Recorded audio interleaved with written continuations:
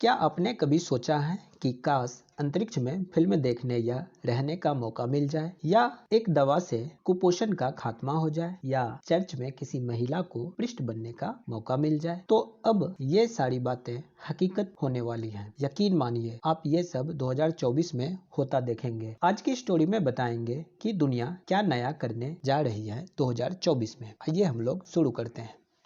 नमस्कार साथियों, मैं हूं चंद्रलोक भारती और क्लास अगेन सबकी कक्षा में आप सभी का स्वागत है। नया साल 2024 की आप सभी को ढेर सारी शुभकामनाएं। और इस वीडियो में इस नए साल के शुभ अवसर पर हम लोग चर्चा करने वाले हैं कि इस 2024 में हम लोग क्या क्या अचीव करने वाले हैं। तो कुछ ऐसी चीज़ें हैं, कुछ ऐसी महत्वपूर्ण जानकारियां हैं जो कि इस वीडियो में हम लोग साझा करेंगे।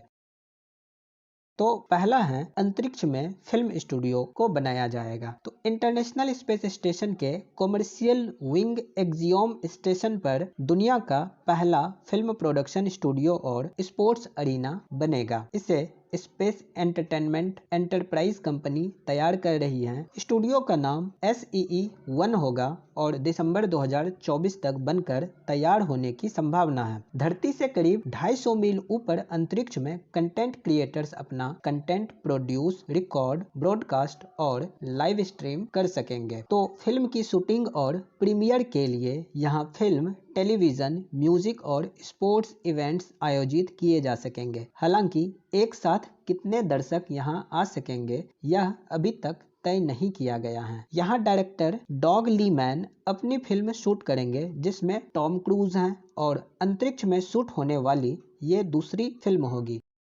तो साथियों, आपसे सवाल यह है कि दुनिया की पहली फिल्म कौन सी है जो अंतरिक्ष में शूट की गई थी। इस चीज़ का जवाब आप लोग कमेंट में करके हमें ज़रूर बताएं। फिर इसके बाद जो दूसरी सबसे बड़ी घटना है जो 2024 में होने वाली है वो है, फ्रांस में 100 साल बाद ओलंपिक फिर से होगा। मतलब कि 26 जुलाई से 11 अगस्त 2024 के बीच फ्रांस की राजधानी पेरिस में ओलंपिक खेलों का आयोजन किया जाएगा।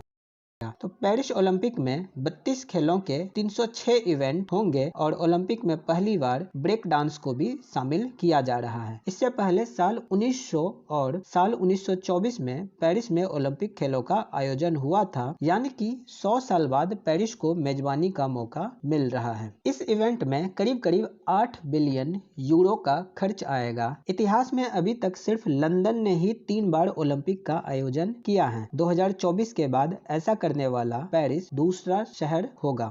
2020 में जापान की राजधानी टोक्यो में हुए ओलंपिक आयोजन में करीब करीब 13 बिलियन यूरो यानी कि 1.2 लाख करोड़ रुपीस खर्च हुए थे। फिर तीसरी जो सबसे बड़ी घटना है जो कि 2024 में होने वाली है वो ये है कि चर्च में जो महिला हैं उन्हें भी पृष्ठ बनाया जाएगा। मतलब कि 2021 में पोप फ्रांसिस की पहल पर साइनोड ऑन सॉलिडरिटी पहल शुरू हुई। इसका आखिरी सेशन अक्टूबर 2024 में वेटिकन सिटी में होगा। इसका मकसद कैथोलिक नियमों में सुधार करना है। 2024 में कई मॉडर्न मसले जैसे चर्च की मिनिस्ट्री में महिलाओं के लिए पद, समलैंगिक विवाह आदि पर पोप फ्रांसिस आखिरी फैसला ले सकते हैं। कैनन लॉ में भी बदलाव हो सकते हैं। इसके अंतर्गत वो कायदे और कानून आते हैं जिनके हिसाब से कैथोलिक चर्च खुद को व्यवस्थित और नियंत्रित करते हैं। तो बड़ी संख्या में कैथोलिक महिलाओं को पृष्ठ नहीं बनने देना चाहते। इसका कहना है कि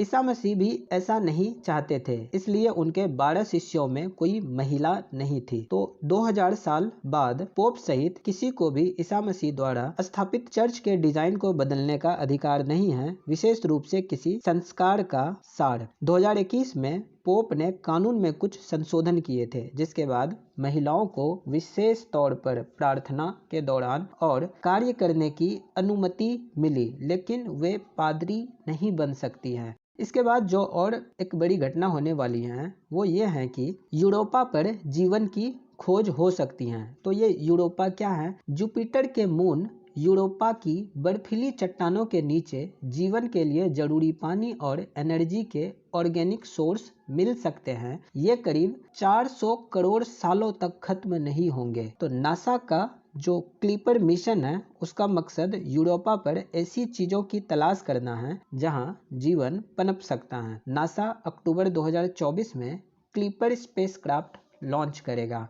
ये ऑर्बिटर स्पेसक्राफ्ट 2030 तक जुपिटर तक पहुंचेगा। क्लिपर मिशन के लिए बनाया जा रहा स्पेसक्राफ्ट अब तक का सबसे बड़ा स्पेसक्राफ्ट होगा। ये करीब 30 मीटर लंबा और बिना फ्यूल के 3241 किलोग्राम वजनी होगा। तो पृथ्वी के मुकाबले जुपिटर सूरज से 5 गुना ज्यादा दूर है। इस वजह से स्पेसक्राफ्ट पर खास तौर पर पावर बैकअप के लिए सोलर एरे भी लगाए जाएंगे और इसमें 24 इंजन होंगे। सोलर एरे के साथ इसकी लंबाई 30 मीटर यानी कि करीब एक बास्केटबॉल कोर्ट जितना होगा। और इसके बाद जो इम्पोर्टेंट घटना होने वाली है वो है एक्सास्केल सुपर कंप्यूटर लॉन्च होगा। तो ये एक्सास्केल सुपर कंप्यूटर क्या है? तो 2024 में यूरोप का पहला एक्सास्केल सुपर कंप्यूटर जर्मनी के जुलिच शहर के नेशनल रिसर्च इंस्टीट्यूट में इंस्टॉल किया जाएगा। ये हर सेकेंड कम से कम 10 टू द पावर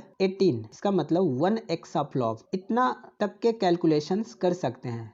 जुपिटर किसी भी नॉर्मल 8 बिट सीपीयू के साथ 1 सेकेंड में ऐसे 90 कैलकुलेशंस कर सकता है। इसके जरिए एआई बेस्ड इलाज भी किया जा सकता है। ये एआई एप्लीकेशन के लिए आसानी से काम करने वाला अब तक का सबसे फास्ट सुपर कंप्यूटर होगा। ये कंप्यूटर कॉम्प्लेक्स काम आसान करेगा, जैसे जेनेटिक बीमारियों से ग्रसित लोगों का जीनोम स्ट्रक्चर समझना, ट्यूमर या कैंसर का जीनोमिक स्ट्रक्चर को समझना। इन सभी चीजों में इसका एआई बेस्ड इलाज संभव हो सकेगा और इसकी मदद से इंसान के दिल और दिमाग का डिजिटल ट्विन मॉडल बनाया जा सकेगा। इससे बीमारियों के एआई बेस्ड इलाज में मदद मिलेगी। और इसके बाद जो इम्पोर्टेंट घटना होने वाली है 2024 में वो है 52 साल बाद फिर से चांद पर जाएगा इंसान। 1972 में अपोलो 17 मिशन में नासा के 2 एस्ट्रोनॉट ने चांद पर आखिरी मून वॉक किया था और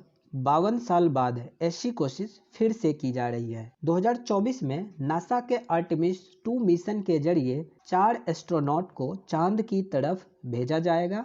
वो चांद के चारों तरफ चक्कर लगाकर वापस धरती पर आएंगे। मतलब कि जो ये आर्टेमिस 2 मिशन के जरिए चांद पर जाने की तैयारी हो रही है, इस आर्टेमिस 2 मिशन में पहली बार महिलाएं भी जाएंगी। मतलब कि आर्टेमिस 2 मिशन को रीड वाइसमैन कमांड करेंगे और विक्टर ग्लोवर जो कि पायलट होंगे वो चांद पर जाने वाली पहले ब्लैक पर्सन बनेंगे। आर्टेमिस 2 का मकसद ओरियन स्पेसक्राफ्ट के मंगल तक जाने की काबिलियत का अंदाजा लगाना भी है। क्रिस्टियाना कोच मिशन स्पेशलिस्ट हैं और चांद पर जाने वाली वह पहली महिला होंगी। ये स्पेसक्राफ्ट कैनेडी स्पेस सेंटर से SLS रॉकेट से लॉन्च होगा। 2024 में और जो इम्पोर्टेंट चीज होने वाली है वो ये है कि कुपोषण को खत्म करने के लिए दवाई का इस्तेमाल किया जाएगा। तो कुपोषण को ठीक करने के लिए 1 स्टेप सॉल्यूशन करीब है। बिल गेट्स फाउंडेशन इस दवा के स्टेज 3 ट्रायल कर रही है। 2024 में इस प्रोबायोटिक के इस्तेमाल के लिए WHO अप्रूव